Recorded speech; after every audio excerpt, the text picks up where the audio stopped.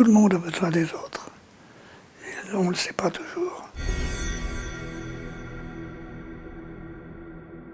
La première aide dont a besoin l'aidant, c'est de répit. L'aidant principal, celui qui est en première ligne, a besoin d'avoir une permission de détente, comme on disait pendant la guerre à l'égard des soldats. Ils n'avaient pas besoin d'une permission pour aller ravauder leurs chaussettes. Ils avaient besoin d'une permission de détente, penser à autre chose, d'avoir l'autorisation d'être un peu égoïste. Parce que si je n'ai pas l'autorisation d'être un peu égoïste de temps en temps, à un moment je le deviendrai, à un moment tout va claquer. Pour pouvoir tenir, comme les soldats tenaient, il faut des permissions de détente.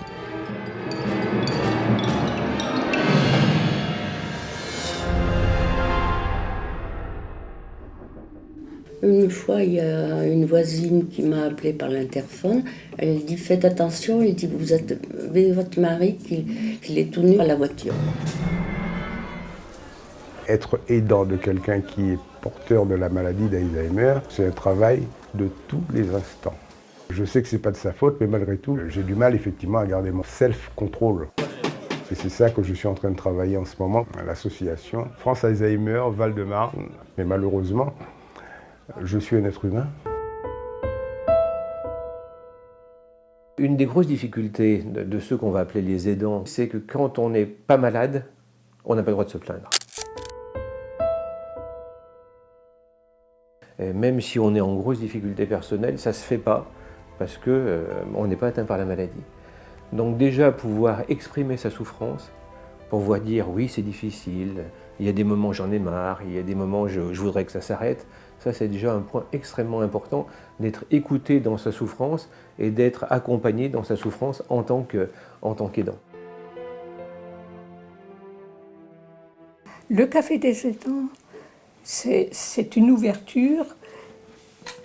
Ici, donc, il y a eu des personnes très douloureuses, très touchées par toutes sortes de maladies, toutes sortes. Et chacun qui est venu là a toujours dit que ça lui a apporté énormément. C'est pourquoi on revient. Alors un café des aidants, il est ouvert sur un territoire à toutes les personnes qui sont en situation d'aidant, qui que soit la personne qu'elle aide. Un enfant, un adulte, une adulte âgée, une adulte handicapée, ouvert à toutes ces personnes qui sont en situation d'aidant. Pourquoi faire ? Bon, d'abord le café, c'est sympa. Alors c'est un lieu, c'est un temps, c'est un espace où on se rencontre, on partage à l'occasion de la relation d'aide. Enfin, j'ai reçu un courrier d'une de mes caisses de retraite qui m'a informé que ce genre de réunion aurait lieu. Et il se trouve qu'à ce moment-là, j'avais mon frère qui était handicapé, donc j'étais aidant de mon frère, de mon jeune frère, qui a que 85 ans. Donc ça correspondait à peu près à ce que j'attendais. Raconter ce qui se passe parfois d'insolite, de drôle, de rigolo, de touchant, d'émouvant, dans cette relation d'aide à l'autre, c'est aussi se le réapproprier autrement. Ah, mon frère, c'est pas formidable, ça va pas en s'améliorant. Petit à petit, il se dégrade, mais c'est moi aussi. Enfin, mais peut-être lui, il se dégrade. Pas tellement, il se dégrade pas tellement. Il a fait une touche le jour de l'anniversaire de. Il paraît que j'ai emballé. C'est malgré moi. Et donc, on est dans du collectif. On est dans de l'échange, on est dans du partage. J'ai plus de contact avec vous maintenant qu'avec mes voisins, mes anciens amis.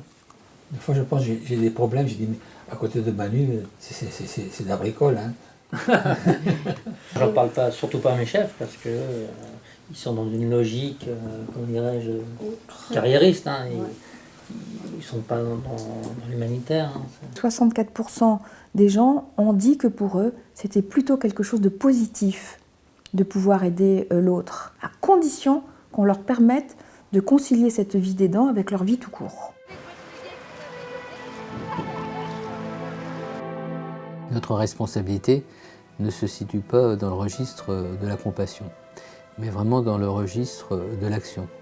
Mais on a aussi, me semble-t-il, en termes de responsabilité humaine, le devoir de ne pas renoncer là où notre renoncement serait une catastrophe supplémentaire. Les personnes, elles n'ont pas choisi d'être malades. Elles vivent un péril, elles sont en situation d'urgence. Et notre attitude, c'est pas les abandonner ou ne pas les abandonner, c'est faire face avec elles et leur apporter le meilleur. Comme chaque parent, recherche pour son enfant le mieux du mieux. Aller partout, se déplacer partout, et puis pas essayer de se mettre un peu à l'écart en évitant les gens, quoi, et puis en étant un peu gêné, quoi. Ah bah voilà.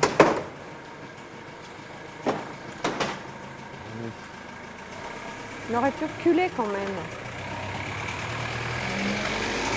Même pas merci. Même pas merci. Ça nous paraît important qu'il aille beaucoup à l'extérieur pour que les gens s'habituent, le voient et ne le regardent plus après. En fait, il est intégré comme tout le monde. Ça va, Jess? On avait énormément d'amis et au fur et à mesure que la maladie s'est installée, que le handicap s'est aggravé, c'est vrai que les amis se sont tous petit à petit éloignés. La famille s'est aussi éloignée.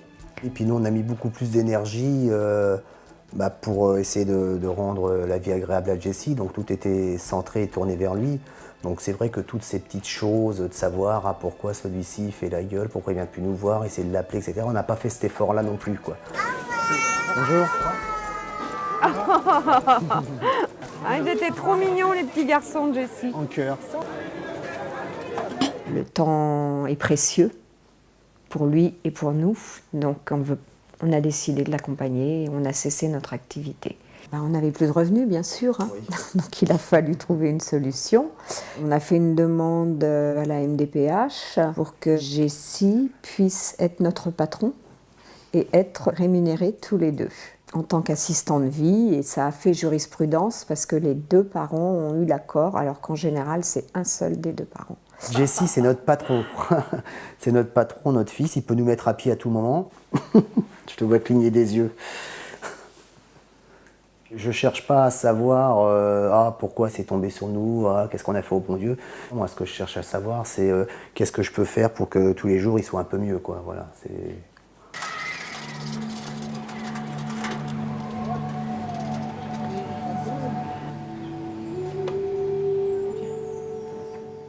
On était un peu en vase clos, quoi, donc c'était important à ce que Jessie puisse voir d'autres personnes que ses parents.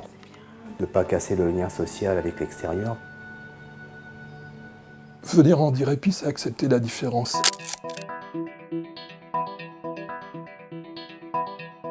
C'est le grand paradoxe d'Andirépie d'accueillir en même temps des personnes de 6 ans et des personnes de 50 ans, voire plus.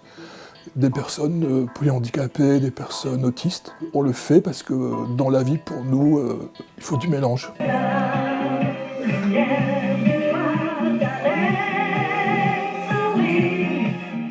Les familles, elles ont de la force quand elles se sentent accueillies quelque part. C'est agréable de faire des choses ensemble avec les professionnels et avec nos enfants, que ça ne se limite pas simplement à la personne accueillie, un paquet qu'on dépose le matin, qu'on vient récupérer le soir. C'est autre chose, quoi. C'est nous intégrer dans une petite société. Pour pouvoir vivre chez eux, il faut aussi pouvoir sortir de chez soi. Et donc ici, ça peut être déjà un premier lieu pour sortir de chez soi.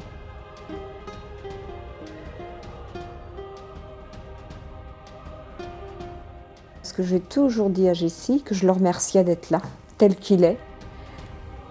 Parce qu'il m'a appris énormément de choses. Il m'a appris la patience, il m'a appris l'indulgence. Il m'a beaucoup, beaucoup apporté. Nos enfants, ils sont là, ils sont comme ils sont, mais c'est nos enfants. Et puis de toute façon, les parents, c'est des parents formidables, les parents d'enfants comme nous.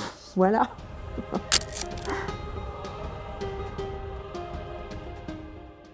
Je vois dans plein d'endroits des choses absolument formidables qui se font. Pourquoi elles sont formidables? Parce qu'on ne réduit pas les gens à leur maladie ou à leur handicap ou à leur pathologie, c'est qu'ils restent des vrais gens jusqu'au bout de la vie. Et même lorsqu'ils sont cabossés, même lorsqu'ils sont malades, ils ont le droit d'être dans ce lien aux autres.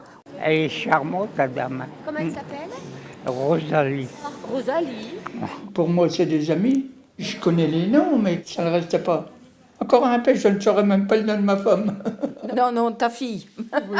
Je suis ta fille. Oui, mais enfin, tu sais bien, tu as compris. Oui, t'inquiète. Je dirais que le soin, moi, il faut le conjuguer dans une espèce de tension entre l'amour et le respect. Il faut qu'amour et respect se tiennent tous les deux par la barbichette.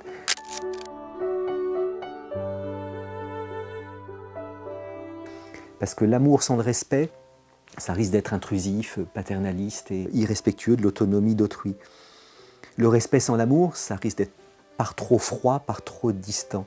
Eh bien, je crois que l'amour doit surveiller le respect et le respect doit surveiller l'amour. Et il y a comme ça un curseur à placer entre les deux et qui n'est pas le même avec tous les malades.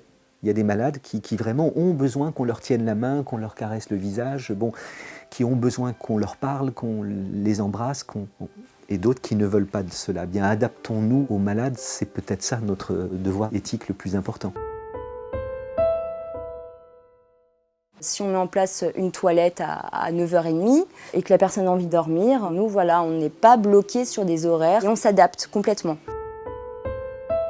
Je sentais que j'étais extrêmement fatiguée, je commençais à devenir même quelquefois désagréable. Il fallait que je trouve quelque chose. Quelquefois, la fatigue, j'en aurais pleuré. On sentait tout à coup ce besoin d'aller ailleurs, d'aller ailleurs, d'aller ailleurs.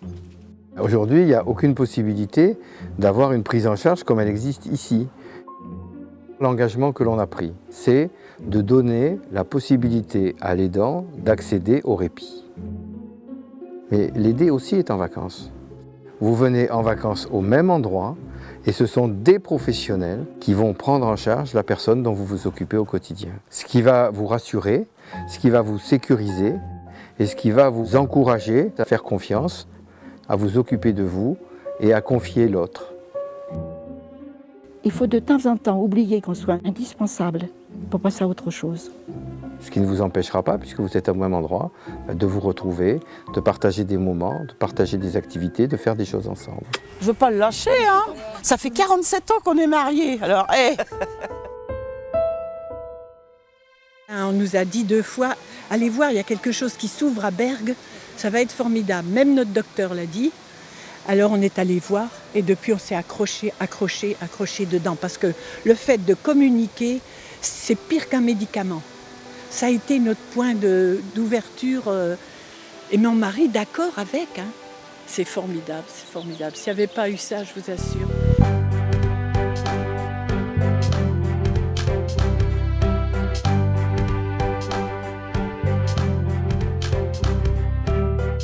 Ce balles c'est des petites.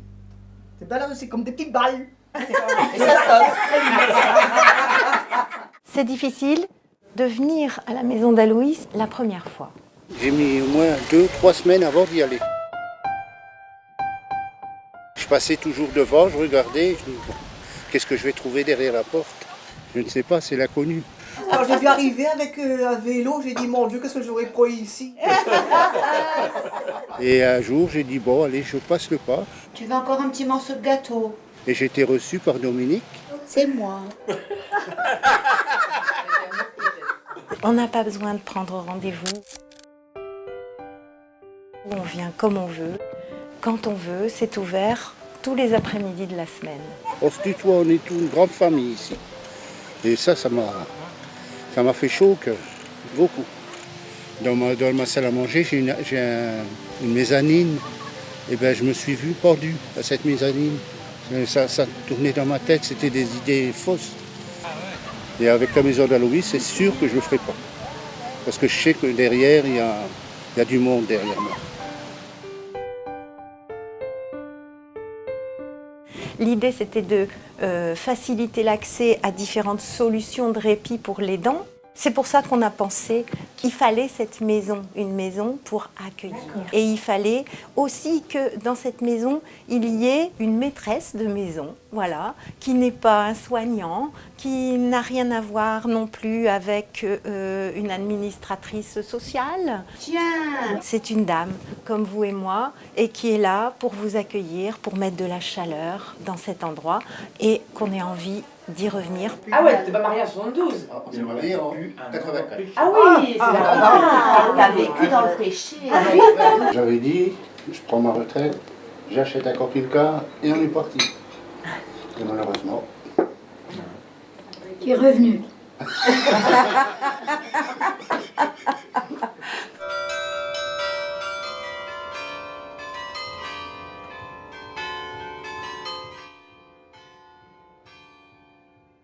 Ce n'est qu'à partir du moment où on a accepté cette situation de handicap, de difficulté, de fragilité, de déficience, etc. Ça ne veut pas dire qu'on la trouve bonne, hein, qu'on peut aussi commencer à accepter d'être aidé soi-même. On ferme les yeux et on prend un petit temps simplement pour se recentrer.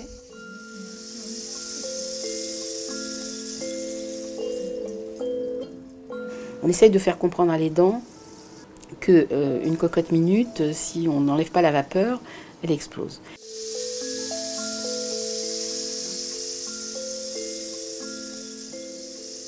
Si je n'avais pas eu à 3, je ne sais encore pas aujourd'hui, donc presque 2 ans après, ce que je serais devenue et ce que ma mère serait devenue.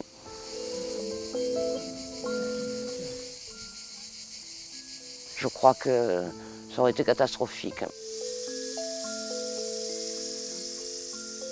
L'association, concrètement, elle a démarré dans le souci d'aider les aidants. Et cela, quelle que soit la pathologie de la personne malade. On est là à un moment donné pour les aider à faire le point, pour les réorienter, pour les informer. Mais on est là 6 mois plus tard, 1 an plus tard, 2 ans plus tard. Donc on va rester un point de repère. Un point de repère pour simplifier son parcours.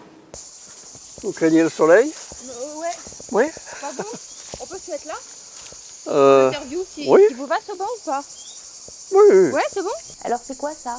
Ah ben ça c'est pour mettre dans le ventre des poissons avant de les faire cuire. Ça parfume. Petit à petit, au fur et à mesure de l'avancement de sa maladie, elle a renoncé à faire la cuisine. Alors j'ai pris le relais petit à petit et maintenant c'est moi qui fais tout.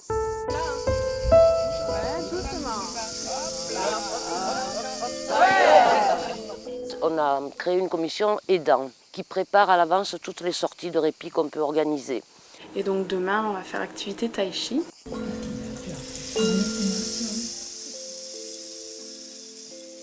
C'est des outils pour la gestion aussi du quotidien, gestion du stress, gestion de comment utiliser son corps efficacement sans le maltraiter. Ces personnes doivent quelque part prendre sur elles en permanence, pas montrer, toujours affronter, endurer de lourdes charges. Il ne s'agit pas de s'apitoyer, il s'agit de prendre conscience qu'on a des émotions, qu'on a du trop-plein, qu'on peut ressentir des fois de la tristesse, de la colère, parce qu'on peut avoir l'impression que c'est pas juste aussi ce qu'on vit. C'était une journée qui était spécialement réservée aux aidants seuls. Ça me permet de mieux m'évader.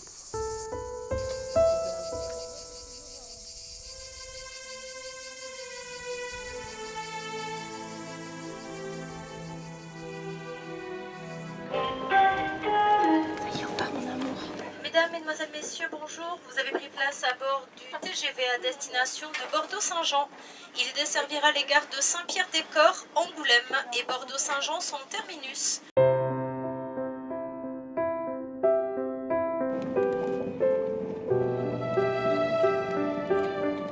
On a reçu du courrier, du CLIC, toutes les caisses de retraite, pour éventuellement faire quelque chose pour les aidants familiaux, à commencer par un moment répit. On a débuté par des réunions. Chacun a exposé son problème. Ça s'est, disons, concrétisé par par un séjour dans l'île de Ré.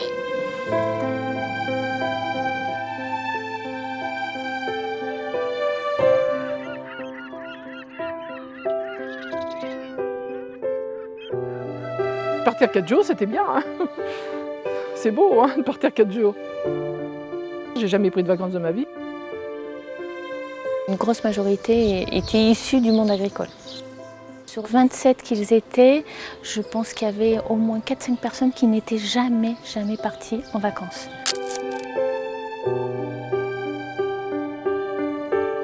Donc ça a eu un double effet. Premier départ en vacances et en plus un séjour répit pour sortir un peu de chez soi. Vraiment, on oublie tout. Le deuxième jour, le matin, quand on s'est levé et tout, on s'est tous dit bonjour, on s'est fait la bise. Ça faisait 2 jours qu'on se connaissait, mais on avait l'impression qu'on s'était toujours connus. Ah, c'était formidable.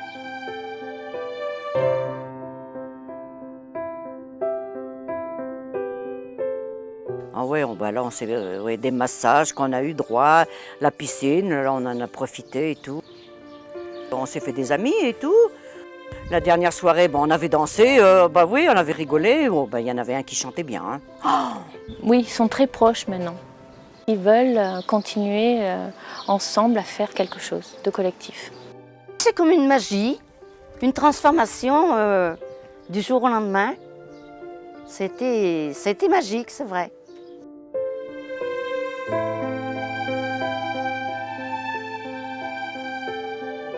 Habillé en noir, là. Il me dit, un jour, j'ai l'impression que vous me cherchez. Alors, monsieur, il me demande ce que ça voulait dire. Vous comprenez bien ce que ça veut dire. Alors, je dis, mais pourquoi vous me dites ça? Oh, mais il y a longtemps que j'ai vu, depuis que vous êtes là, que vous cherchez, puis répétez, toujours. Alors, il fallait coucher avec toi, quelle horreur. Oui, l'amour, c'est quelque chose d'important. La sexualité est une relation, la sexualité est une communication, c'est une forme de papotage des corps.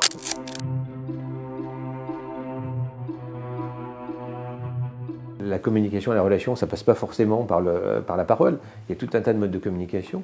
Il y a eu des études d'ailleurs qui ont montré que les couples qui gardaient une sexualité, c'était des couples où le risque, entre guillemets, d'institutionnalisation du malade était beaucoup plus faible que les autres. J'ai vu il y a quelques années un couple comme ça qui est arrivé. Et tout de suite, je remarque que c'est un couple, ils se tenaient la main, ils étaient très présents l'un à l'autre et le monsieur regardait, il avait des sourires. Il se passait vraiment quelque chose en termes de relation. Et lui, par contre, ne parlait plus. L'évolution de sa maladie faisait qu'il jargonnait, mais bon, il n'avait plus de parole. Donc madame me dit, vous savez, il y a quelques années, mon mari était extrêmement agressif, mais maintenant ça va bien. Je lui dis, écoutez, c'est très bien, les choses ont bien évolué, vous avez su faire que la relation perdure. Et à ce moment-là, la dame s'effondre en larmes. Et elle m'explique, au bout d'un certain temps, écoutez, entre nous, jusqu'à ce qu'il y ait de la maladie, la sexualité avait toujours été une catastrophe. Mon mari avait des besoins, je répondais à ses besoins, mais ça ne correspondait pas à quelque chose qui était un lien entre nous. Et quand il a été si agressif, si agité, etc., j'ai tout essayé, rien ne fonctionnait. Par contre, je me suis dit que peut-être la sexualité pourrait calmer les choses. Et donc j'ai repris une sexualité pour justement le calmer. Et elle me dit, je me suis senti très très coupable par rapport à ça, de cette sexualité un peu médicament en l'occurrence, pour apaiser les choses. Donc je lui dis, là je reprends les choses, et au contraire c'est bien, vous avez trouvé un nouveau mode de communication. Et là de nouveau, énorme sanglot de cette dame, en me disant, mais vous savez, depuis qu'on a repris une sexualité, j'ai jamais eu tant eu de plaisir. Donc à tout âge, tout est possible, c'est ça qui est fabuleux, moi je trouve. La fin de la vie n'est pas la fin de l'histoire.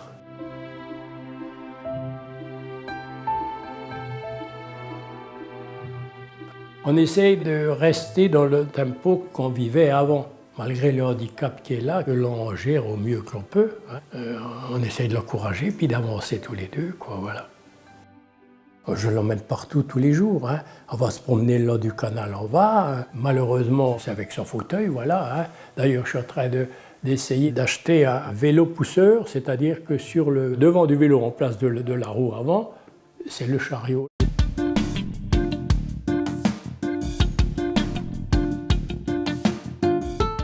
Voilà, vous voyez bien, chacun essaie de trouver ce qui peut l'aider à vivre mieux, puis c'est tout. Ouais, c'est aussi bête que ça, quoi. Y a pas...